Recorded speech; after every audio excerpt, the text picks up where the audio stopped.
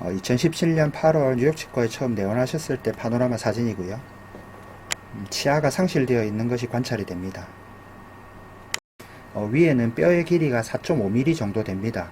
임플란트를 식립하기에 부족한 뼈의 길이고요. 상악동 거상술, 상악동 뼈이식이 필요한 상태입니다. 관련 동영상은 저렇게 검색해 보실 수도 있고 내용에도 링크를 걸어 놓았습니다.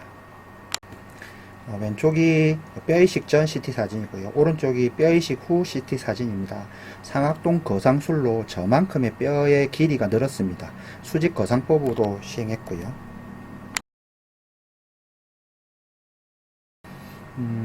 임플란트 양쪽으로 뼈가 잘 둘러싸고 있는 것이 관찰됩니다. 본 레벨 임플란트고요. 저 당시만 해도 뉴욕 치과에서는 본 레벨 임플란트를 많이 사용했었습니다. 지금도 모든 치과에서 사용되는 임플란트의 80에서 90%가 본 레벨 임플란트입니다. 하악의 경우 뼈의 길이는 충분하나 뼈의 폭은 4.5 직경이나 5 직경을 사용하기에 조금 좁은 상황이었고요. 발치한 지 오래되어서 뼈와 잇몸의 위축이 관찰됩니다.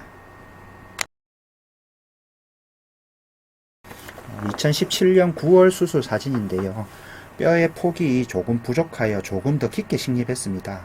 뼈의 폭이 7.5mm면 5mm 직경의 임플란트를 한 치의 오차도 없이 중하게 식립한다고 가정하면 임플란트 양쪽으로 1.25mm씩 둘러쌀 수 있습니다. 근데 사람이 하는 거니 정중앙에 식립할 수 없겠죠. 이런 경우 조금 깊게 식립하면 임플란트 양쪽으로 뼈가 조금 더 두껍게 둘러쌀 수 있습니다. 오른쪽 CT에서 보시면 뼈가 밑으로 갈수록 넓어지는 구조니까요. 왼쪽 사진을 보시면 글쎄요, 저 이상 어떤 중앙에 식립하기가 쉽지 않았을 것 같습니다. 2018년 1월에 위아래 보철을 다 했고요. PFM입니다. 임플란트 앞치아가 빠져서 임플란트를 해야 하는 상황이었고요.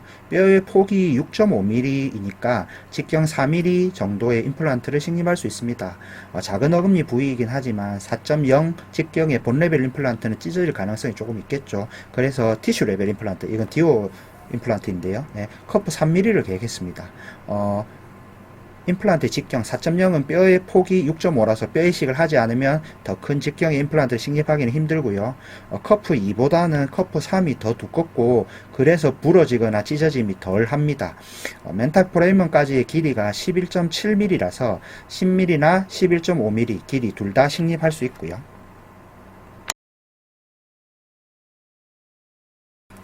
저 티슈 레벨 임플란트 DO의 직경은 4mm, 플랫폼은 4.8입니다. 그러면 양쪽으로 0.4mm씩 뼈가 더 둘러싸고 있는 것이고 플랫폼을 대략 1에서 1.5mm의 뼈가 둘러싸고 있습니다. 결론적으로 임플란트 픽스처 부분은 뼈가 1.4에서 1.9mm 정도 둘러싸고 있는 것입니다. 파란색 원이 임페리아 알베올라 널브고요. 임플란트 수술 중 가장 많은 문제를 일으키는 신경입니다. 저기를 드릴링으로 끊어 먹으면 마취가 안 풀린 듯한 느낌이 계속됩니다. 그래서 저 신경의 상방 2mm는 세이프티 존이라고 해서 되도록 침범하면 안 됩니다. 커프 3mm의 티슈 레벨 임플란트입니다.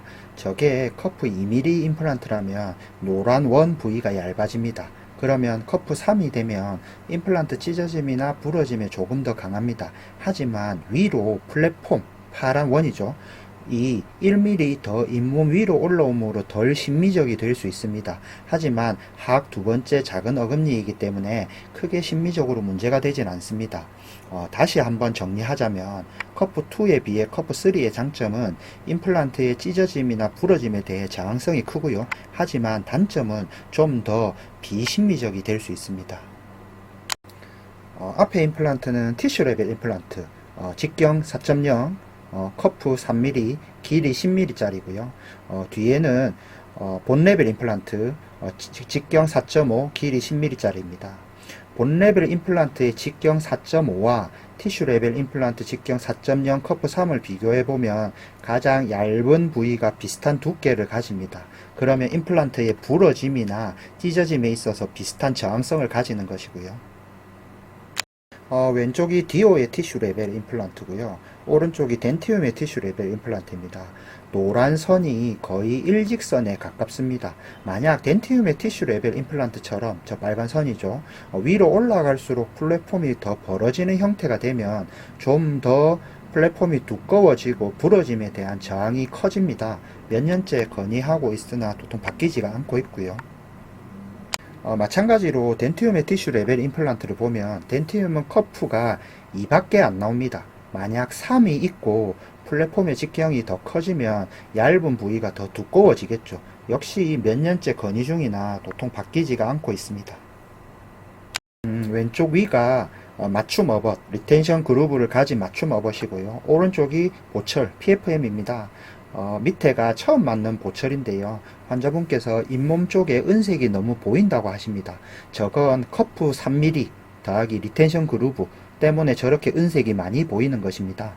커프 3은 이미 임플란트를 식립할 때 정했으므로 다시 커프 2로 바꿀 수가 없습니다.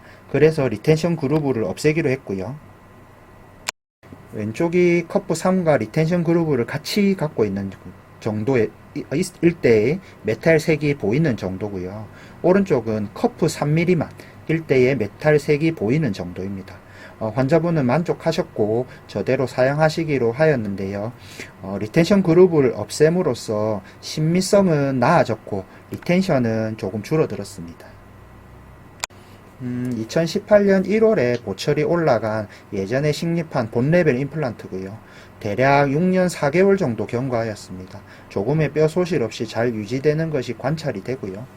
본레벨 임플란트가 식립하기도 가장 쉽고 보철하기도 가장 쉽고 가장 생각할 거리가 많이 없습니다. 그리고 본레벨 임플란트라고 해서 무조건 탈이 빨리 난다 이런 건 없습니다. 제일 중요한 건 임플란트 식립 조건에 맞게 식립하는 것이고요. 하지만 몇몇 케이스에 있어서 본레벨 임플란트로는 문제가 생길 케이스에서 티슈 레벨 임플란트는 많은 장점을 가집니다. 뉴욕치과에서는 요즘은 가능한 한 어금니 부위에 있어서 티슈 레벨 임플란트를 사용하려고 노력하는 편이고요.